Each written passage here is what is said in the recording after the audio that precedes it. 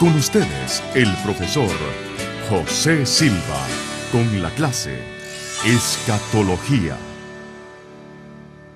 Ahora llegamos al final de nuestro estudio, al cuarto estudio, y encontramos la posición de la segunda venida de Cristo y inmediatamente en la guerra del Armagedón, donde Él desciende. Esto se encuentra en el capítulo 19. En el capítulo 19 de Apocalipsis se nos dice que entonces, verso 11, vi el cielo abierto y aquí un caballo blanco, y el que lo montaba se llamaba Fiel y Verdadero, y con justicia juzga y pelea. Sus ojos eran como llama de fuego, y había en su cabeza muchas diademas, y tenía un nombre escrito que ninguno conocía sino él mismo. Estaba vestido de una ropa teñida en sangre, y su nombre es el Verbo de Dios. Y los ejércitos celestiales, vestidos de lino finísimo, blanco y limpio, le seguían en caballos blancos. De su boca sale una espada aguda para herir con ella a las naciones, y él las regirá con vara de hierro. Y él pisa el lagar del vino del furor y de la ira del Dios Todopoderoso. Y en su vestidura y en su muslo tiene escrito este nombre: Rey de Reyes y Señor de Señores. Y vi a un ángel que estaba en pie en el cielo, en el sol, y clamó a gran voz diciendo a todas las aves que vuelan en medio del cielo: venid y congregaos a la gran cena de Dios, para que comáis carnes de reyes y de capitanes, y carnes de fuertes, carnes de caballos y de sus jinetes, y carnes de todos, libres y esclavos, pequeños y grandes. Y vi a la bestia, a los reyes de la tierra y a sus ejércitos, reunidos para guerrear contra el que montaba el caballo y contra su ejército. Es la posición aquí del Armagedón, que vimos en el dibujo anterior, que aquí se ve una parte pequeña, y es en este lugar donde estamos tratándola. Y luego dice el versículo 20, y la bestia fue apresada, y con ella el falso profeta que había hecho delante de ella las señales con las cuales había engañado a los que recibieron la marca de la bestia y habían adorado su imagen. Estos dos fueron lanzados vivos dentro de un lago de fuego que arde con azufre. Este es el lago de fuego al cual ellos son lanzados en la batalla del Armagedón, cuando Cristo viene a tomar su lugar y su posesión en la tierra. Dice algo más aquí en el versículo 21, y los demás fueron muertos con la espada que salía de la boca del que montaba el caballo, y todas las aves se saciaron de las carnes de ellos. Este es un gran, tremendo juicio. Olvidé decir algo en el estudio pasado, y es que durante esa época de la tribulación habrán dos tipos de Babilonia que sucumben durante el tiempo del anticristo. Uno es la Babilonia eclesiástica, que naturalmente es destruida por el mismo anticristo, porque al él usurpar el derecho de religiosidad y de asumir el rol de un dios de la tierra, entonces él quita el estorbo que está en medio, que es el sistema de iglesias unidos que hay, Babilonia, la eclesiástica. Pero hay también la otra Babilonia, que es la Babilonia económica, que esa también aparece siendo derrotada por el anticristo en esa parte. Vimos también en la parte anterior que hay tres posiciones de la venida de Cristo, y especialmente del rapto, y luego también de la parte de la segunda venida. Y dijimos que en cuanto a la primera venida, o sea, por la iglesia, o sea, el rapto, hay tres posiciones llamadas pretribulacionismo, que es realmente la palabra adecuada, mesotribulacionismo, y el pos, que el pos es el que viene diciendo que aquí en este tiempo es cuando la iglesia va a ser arrebatada, pero ya dimos una aclaración acerca de las posiciones que tenemos. Es muy importante que veamos aquí en Apocalipsis, bueno, ya vimos Apocalipsis 19, 11 al 21, segunda de Tesalonicenses 1:7, que nos dice respecto a esta venida del Señor. Nos repite en parte las palabras, y el Señor dice aquí, Apocalipsis, segunda de Tesalonicenses 1:7, dice claramente aquí: porque ya está en acción el misterio de la iniquidad, solo hay quien al presente lo detiene hasta que él a su vez se ha quitado de medio. Y dice acá: entonces se manifestará aquel inicuo a quien el Señor matará con el espíritu de su boca y destruirá con el resplandor de su venida, inicuo cuyo advenimiento es por obra de Satanás, con gran poder y señales y prodigios mentirosos. Ya vimos que el destino final de la bestia y el falso profeta es en el lago de fuego. ¿Qué pasa con Satanás entonces? Satanás ahora es atado, encadenado por 1000 años. Apocalipsis 20, 1 al 3. Vi a un ángel que descendía del cielo, con la llave del abismo, y una gran cadena en la mano, y prendió al dragón, otro nombre del diablo, y la serpiente antigua, que es el diablo y Satanás, y lo ató por 1000 años, y lo arrojó al abismo, y lo encerró y puso sus sellos sobre él, para que no engañase más a las naciones, hasta que fuesen cumplidos 1000 años. Y después de esto debe ser desatado por un poco de tiempo. Entonces, encontramos aquí el reino milenio de Cristo en el versículo 4. Y vi tronos y se sentaron sobre ellos los que recibieron facultad de juzgar. Y vi las almas de los decapitados por causa del testimonio de Jesús y por la palabra de Dios, los que no habían adorado a la bestia ni a su imagen y que no recibieron la marca de sus frentes ni en sus manos, y vivieron y reinaron con Cristo 1000 años. Ok, al final de este periodo, que ya hemos dicho será un periodo de grandeza, porque Cristo estará en la tierra, se acabarán las trampas, no habrá gente sobornando, ni mucho menos, porque dice que Cristo regirá el mundo con vara de hierro, o sea, con fuerza, quiere decir con la legalidad y con la justicia, que hoy en día faltan mucho en la tierra.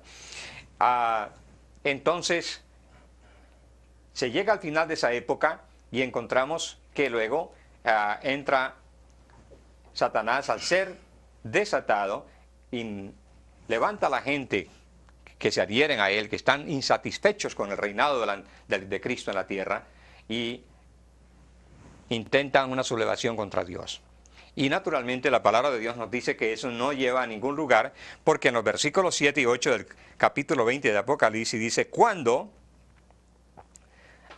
los 1000 años se cumplan, Satanás será suelto de su prisión y saldrá ¿a qué? A engañar a las naciones que están en los 4 ángulos de la tierra, a Gog y a Magog, a fin de reunirlos para la batalla, el número de los cuales es como la arena del mar. O sea que es un ejército tremendo que se levanta.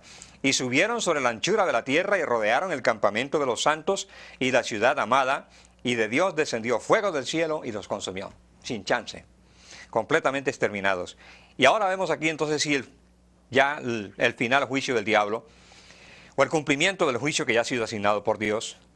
Y el diablo que los engañaba fue lanzado en el lago de fuego y azufre, donde estaban la bestia y el falso profeta, y serán atormentados día y noche por los siglos de los siglos. O sea, que quiere decir que han sido echados antes, aquí, al final de la tribulación, y ahora Satanás se les une aquí en esta parte para su condenación final. De allí no saldrá nadie. No saldrá Satanás, no saldrá la bestia, el falso profeta. Es lamentable que unas personas a veces dicen: pero Dios puede ser tan malo que mandará gente al infierno. Bueno, realmente la gente no la manda Dios, uno se manda. El libre albedrío que nos ha dado Dios, mal usado, determina el factor importante de qué hacemos con nuestra vida. Y eso es muy, muy, muy importante. Nosotros con la boca confesamos a Dios o rechazamos a Dios.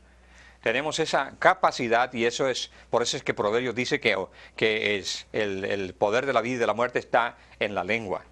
Muy interesante entonces también ahora ver qué sucede. Cuando termina el reino milenio, entonces hay el juicio final en Apocalipsis 20, 11 al 15. Y vi un gran trono blanco y el que estaba sentado en él, de delante del cual huyeron la tierra y el cielo, y ningún lugar se encontró para ellos. Noten que la tierra y el cielo huyen, es decir, y después naturalmente la tierra y el fuego, la tierra es consumida por fuego también, según segunda de Pedro. Y ningún lugar se encontró para ellos. Y vi a los muertos, grandes y pequeños, de pie ante Dios. Cuando es aquí grandes y pequeños, está hablando según el régimen humano de gente importante o gente menos importante. Para Dios todo el mundo es importante. Y los libros fueron abiertos, y otro libro fue abierto, el cual es el libro de la vida. Y fueron juzgados los muertos por las cosas que estaban escritas en los libros según sus obras.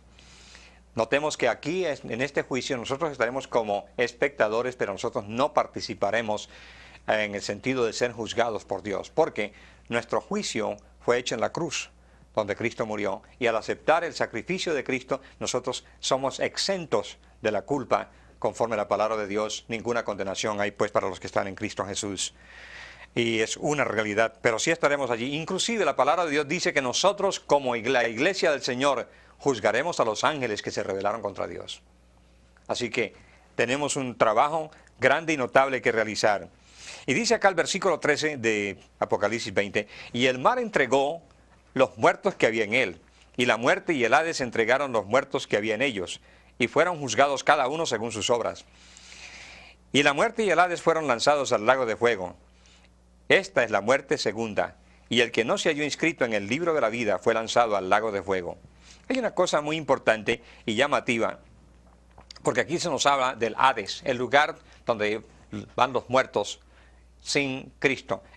Antes de que Cristo viniera o muriera, regularmente el lugar estaba dividido en dos secciones. Una para los que morían creyendo en el Mesías, esperando que se consumase el sacrificio del Mesías. Cuando Cristo resucitó, Efesios nos dice que Jesús descendió, tomó la cautividad cautiva y la llevó delante de la presencia de Dios. O sea, por esa razón después Pablo nos dice, estar ausentes del cuerpo es estar presentes con el Señor. Ningún cristiano que muere va al Hades, solamente las almas que han muerto sin Cristo. Entonces aquí tenemos el caso de que sí existe todavía el lugar, pero no existe ya la parte relativa a la iglesia. Importantísimo entonces es ver que ahora este juicio es llevado a cabo en el gran trono blanco y las personas... Aquí dice claramente, el que no fue hallado inscrito en el libro de la vida fue lanzado al lago de fuego. Hay preguntas que tal vez ninguno de nosotros podría contestar, ni el más eximio maestro de la Biblia. Durante el juicio que se celebra allí, y los libros son abiertos, ¿habrá quienes pasen la prueba de Dios en la misericordia de Dios? Eso, naturalmente, es algo que es muy difícil de tocar. Considero yo que Dios es un Dios justo.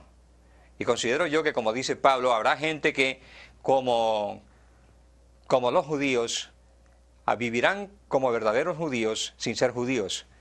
Cuando hay judíos que no han vivido, es decir, como verdaderos judíos, y según la palabra de Dios, pues no es simplemente el nombre que tú llevas, sino el tipo de vida que estás viviendo relativa para demostrar. Es en eso donde encaja tal vez la misericordia de Dios, pero no hay claridad en versículos sobre esto que te puedan decir una cosa u otra. Por lo tanto, uno siempre trata de dirigir a la persona a lo máximo, a la máxima aspiración de Dios, y es que el alma se encuentre personalmente con Cristo y tenga una relación personal de salvación. Esa es la garantía más absoluta que hay. Por otro lado, si hubiera algún tipo de otras cosas, incluso aquello de que las personas vamos a ser arrebatadas y llevadas antes de la tribulación, o aún en lo que llamaríamos la mitad de la tribulación, una cosa importantísima de todo esto es el privilegio que Dios le da a la iglesia. Fíjense que los judíos tienen que pasar por la tribulación fuertemente para poder llegar a obtener, porque ellos reconocen al Mesías en la tribulación. Dice el profeta, y mirarán en aquel día a aquel a quien traspasaron, y harán llanto sobre él como sobre unigénito. Y es una cosa notable que nosotros seamos exentos por haber creído y estar listos. Muchas veces cuando se habla de estos factores de la segunda venida y de los últimos tiempos, yo recuerdo las palabras de Jesús cuando dijo en una de sus parábolas acerca de la parte final, dijo, bienaventurado, dichoso, feliz aquel que cuando el Señor venga lo encuentre ocupado. Por lo tanto, mi problema no es estar pensando simplemente, vendrá antes de la tribulación, vendrá en la mitad de la tribulación. Mi problema realmente es pelear la buena batalla como Pablo, vivir la vida efectiva, estar laborioso para el Señor hasta el final, y lo demás es película. Lo demás es que me venga y me encuentre como Él espera encontrarme, y a cada uno de nosotros también. Creo que es lo más honroso y lo más bendito que hay. Es difícil pensar, por ejemplo, yo ya llegué a mis 70 años y todavía tengo película. Es decir, todavía sueño. Alguien dijo que una persona cuando está muy anciano, una de las señales es que le preguntas, ¿y qué soñaste anoche, Pedro? Dice, pues no, nada, la televisión estaba en blanco. Pero la verdad es que los viejos verán visiones. Tenemos todavía mucho. No hay edad en la que Cristo no pueda trabajar ni a la cual no pueda usar. Y nosotros somos... Yo creo que ahora mismo Dios está levantando y están surgiendo muchas personas como ustedes, que son ¿qué? Los estudiantes de la palabra, que son los obreros de la última hora que Cristo está levantando para llevar la palabra al mundo antes de que venga Él por la iglesia efectiva. Y concluimos un poco este estudio porque vamos llegando ya al final. Y decimos entonces que hay otra posición importantísima que tenemos que tomar en cuenta. Ya dejamos a un lado a Gog y Magog, esta parte. Llegamos aquí al mundo. ¿Qué pasa con el planeta Tierra? Ya dijimos que será quemado. ¿Dónde encontramos esto? En Segunda de Pedro, donde Pedro hace una explicación notable. Es curioso cómo Pedro no escribió tanto como Pablo, tampoco tenía la capacidad para hacerlo posiblemente. Él no tenía la educación tampoco, pero en lo que me es notable escuchar a un hombre como esto, que era un pescador, hablando ese tipo de idiomas y este lenguaje. Pero también ahí está la revelación del Espíritu Santo, porque así como él dijo que los santos hombres de Dios fueron inspirados por el Espíritu Santo, él está hablando de los profetas del Antiguo Testamento, pero indirectamente el boomerang apunta a él también. Los apóstoles también hablaron bajo la unción del Espíritu Santo. Y lo que tiene para decirnos él es muy notable cuando nos habla aquí en 2 de Pedro 3:10. Pero el día del Señor vendrá como ladrón en la noche, en el cual los cielos pasarán con grande estruendo. Estos cielos atmosféricos en los cuales volamos a un país y a otro desaparecerán. La atmósfera. Y los elementos ardiendo serán deshechos. Y la tierra y las obras que en ella hay serán quemadas. ¿Por qué tiene? Porque la tierra también tiene un juicio. Tiene mucha sangre derramada que está escondida en el seno de la tierra misma. Muchos crímenes que nunca se han sabido. Mucha gente que ha sido violentada y estimada. La tierra, por causa del hombre, ha pecado y está bajo un juicio. Y entonces Dios naturalmente la elimina completamente y crea algo nuevo. ¿Qué le cuesta a Dios crear un nuevo planeta? ¿Qué le cuesta a Dios hacer algo nuevo? Cuando Él dice aquí yo hago nuevas todas las cosas, está diciendo la realidad de lo que Él es. Él es un Dios fuerte, Él es un Dios triunfante y victorioso. ¿Qué emoción uno servir a un Dios como este? ¿Qué bendición nos ha dado el privilegio de conocerle? A mí me emociona esto. Yo nunca quiero llegar al caso de decir, bueno, así lo hace Dios. No, quiero emocionarme con cada respuesta de oración. Quiero emocionarme y alegrarme con cada bendición que me da. Y quiero ser agradecido sobre todo. Porque la gratitud es un elemento que Dios todavía espera. Ahora, el cielo estará lleno de sorpresas. Dicen algunos que a lo mejor encontramos gente allá que nunca esperamos encontrar. Y a lo mejor no van a estar algunos que esperábamos encontrarlo. Dice el apóstol San Pablo en la carta a Timoteo, creo que es en la primera, conoce el Señor los que son civiles y apártese de iniquidad todo aquel que invoca el nombre del Señor. Está hablando claramente de la limpieza y la santidad que debe de haber en la iglesia de Cristo, en preparación. Las vírgenes también nos hablan de eso en la parábola de las vírgenes. Pero notemos aquí en 1 de Pedro 3:10 que ahí nos dijo, serán deshechos y la tierra y las obras que en ellas hay serán quemadas. Y luego la admonestación del apóstol Pedro, puesto que todas estas cosas han de ser deshechas, ¿cómo no debéis vosotros andar en santa y piadosa manera de vivir?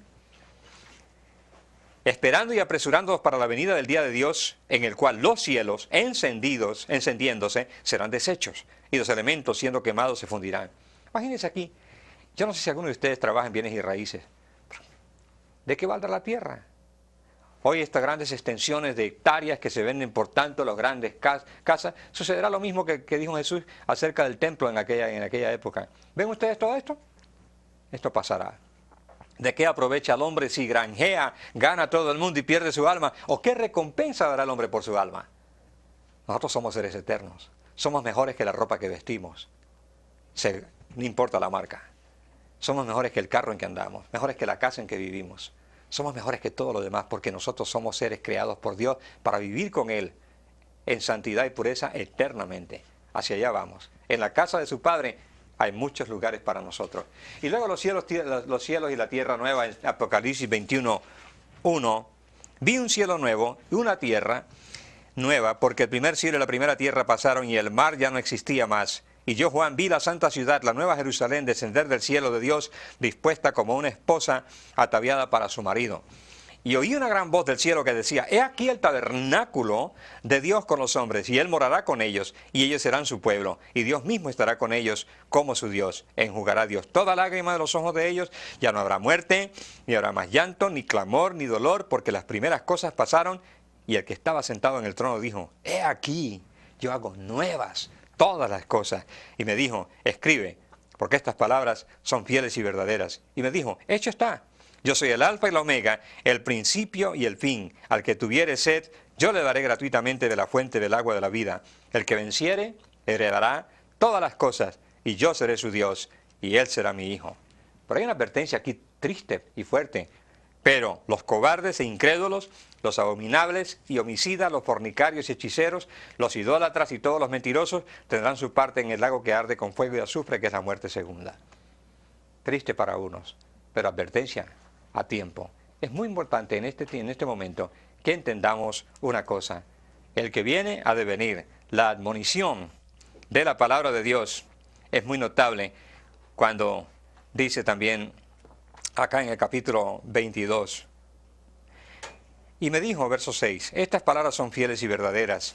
Y el Señor, el Dios de los espíritus de los profetas, ha enviado su ángel para mostrar a su siervo las cosas que deben suceder pronto. He aquí vengo pronto. Bienaventurado el que guarda las palabras de la profecía de este libro. Yo, Juan, soy el que oyó y vio estas cosas, y después que las he oído y visto, me postré para adorar a los pies del ángel que me mostraba estas cosas. Pero él me dijo, mira, no lo hagas, porque yo soy consiervo tuyo, de tus hermanos, los profetas, y de los que guardan las palabras de este libro. Adora a Dios. Qué tremendo es eso, que hay una amonestación aún, porque Juan, anonadado por las revelaciones que le había dado, pues naturalmente lo hubiéramos hecho tal vez nosotros, cayó ahí delante, pero otra vez el ángel presto a levantarlo dice, no, tranquilo, nosotros somos criaturas también, como tú eres una criatura. Adora a Dios. En el día de hoy en que se levantan tantos hombres y mujeres en la tierra, inclusive el hecho de que se levantan ministros de Dios, usados por Dios en una forma poderosa, debemos tener mucho cuidado en darle el lugar debido. Al que honra, honra, al que pecho, pecho, pero nunca adoración. El ministro de Dios nunca, nunca debe ser adorado. Debe ser respetado, debe ser honrado, pero solo Dios merece la alabanza y la adoración por siempre. Y lo digo porque veo a veces en la época moderna de que a veces hay lo que pudiéramos llamar tal vez los fans, los fanáticos, los seguidores de tal o cual ministerio. Siempre apunto a un hombre que nos merece mucho respeto a todos, a Billy Graham. He tenido el privilegio de trabajar con él y recuerdo muy bien que es un hombre en el cual se trasluce a la sencillez, la humildad. Es decir, que deben de ser. No cosa curiosa, como algunos dicen, pero mira qué tal, debía de ser la regla para todos nosotros. Es decir, el Cristo a quien servimos fue un verdadero siervo. Y el espíritu de siervo nos mantendrá activos para que cuando venga el siervo de siervos podamos postrar delante de él cualquier corona que nos dé. Es muy importante entonces encontrar que después de esto ya viene lo que se llama eternidad.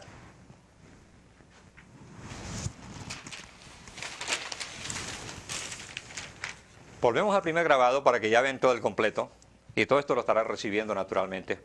En el video aparecerá todo esto, pero también aparecerá en un manual, y usted pueda entender entonces el cuadro. Hemos caminado en todo esto, en las señales proféticas, y verdaderamente que la escatología es algo que merece el respeto, y tenemos que agradecer a Dios que Él nos haya dado el privilegio de penetrar los secretos del arcano.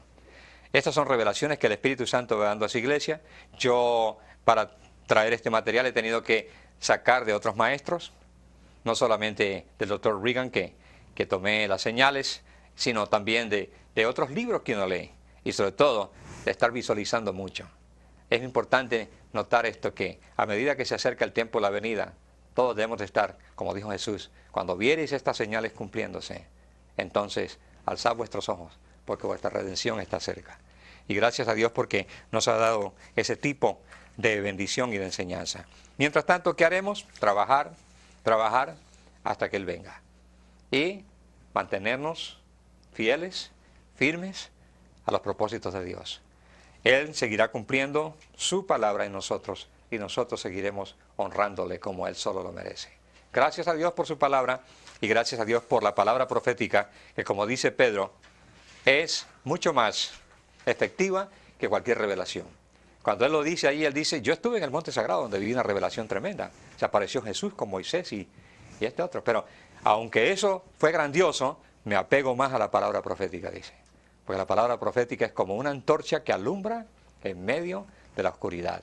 Hoy en día, en el mundo en que vivimos, que aparentemente es un mundo de luces, hay demasiada oscuridad en cuanto al pecado se refiere. Nosotros somos la luz del mundo. Sigamos alumbrando para que otros vean la luz y también se embarquen en este glorioso viaje de la Iglesia de Cristo. Hasta ahí el estudio de la escatología. Lo demás, ustedes con el andar del tiempo y no sabemos cuánto tiempo, si llegaremos al 2000 o pasaremos del 2000, eso es cuestión de Dios. Lo importante para nosotros es ser fieles. Dios no nos mandó a ser grandes ni exitosos.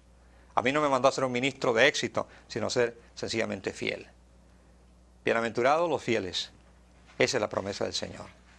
Que Dios les bendiga grandemente por haber estado en este curso y espero que este curso les haya servido y que pues mañana estén atentos a conseguir no solamente el material del video, sino también los libros que vamos a recomendarles para que ustedes puedan ampliar más el conocimiento de las cosas que aquí hemos tratado en una forma general, pero efectiva para el estudio que hemos tenido.